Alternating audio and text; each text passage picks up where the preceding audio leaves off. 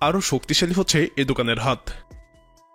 তুরস্কের আগামী নির্বাচনে এ দোকানের জয় অনেকটাই নিশ্চিত হল, কেননা এ দোকানকে হঠাতে বিরোধী পক্ষ যে জোট তৈরি করেছে সেটি ভেঙে গেল। ফলে আরও 5 বছরের জন্য তুরস্কের ক্ষমতায় থাকতে যাচ্ছেন এ দোকান, যেটা তুরস্কের ভাগ্য এবং বিশ্ব রাজনীতিতে খুবই গুরুত্বপূর্ণ বিষয়। আগামী 14 মে ভয়াবহ ভূমিকম্পে বিধ্বস্ত তুরস্কের প্রেসিডেন্ট এবং পার্লামেন্ট নির্বাচন অনুষ্ঠানের কথা রয়েছে। বিগত 20 বছর ধরে দেশটির শাসন করা রিসেপ তাইপ এরদোগানকে হঠাৎ এবার বিরোধীরা একজোট হয়েছিল।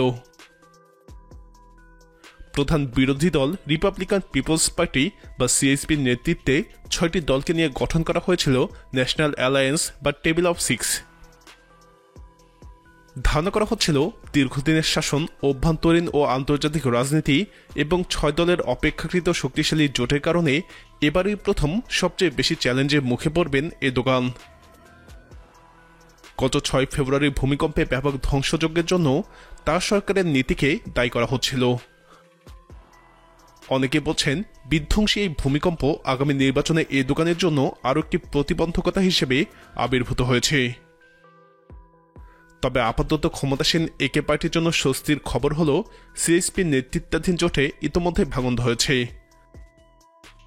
জোটের অন্যতম শরিক গুড পার্টি বা আইপি জোট থেকে বেরিয়ে গেছে। এতে ন্যাশনাল অ্যালায়েন্স এখন 5 দলের জোটে পরিণত হয়েছে, যেখানে সিএসপি একমাত্র বড় দল।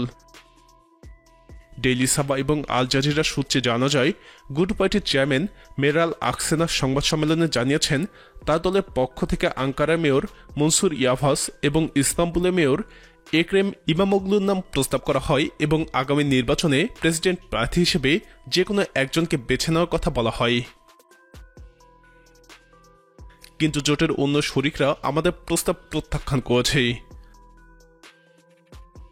তিনি বলেন, এমন পরিস্থিতিতে 6 দলীয় জোটে জাতীয় স্বার্থে প্রতিনিধিত্ব বলে কিছুই নেই।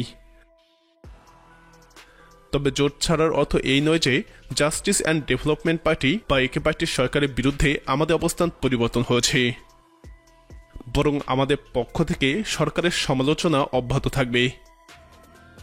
অন্যদিকে জোটের বাকি 5 দলের পক্ষ থেকে সিএসপি প্রধান কামাল কিলিচদারোগলুকে প্রেসিডেন্ট প্রার্থী হিসেবে মনোনীত করা হয়েছে। অর্থাৎ নির্বাচনের আগে আর কোনো অঘটন না ঘটলে 14 মে এরদোগানের প্রধান প্রতিদ্বন্দ্বী হবেন কিলিচদারোগলু।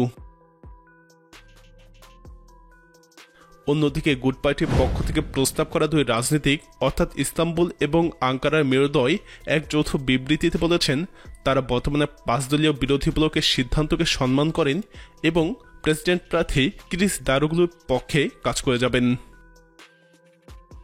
মিডল ইস্ট আইয়ের এক প্রতিবেদনে বলা হয়েছে, সাম্প্রতিক চালানো এক জরিপে দেখা গেছে গত মাসে দেশটি ভূমিকম্প হওয়ার পরও এরদোগানের খ্যাতি বিন্দুমাত্র কমেনি।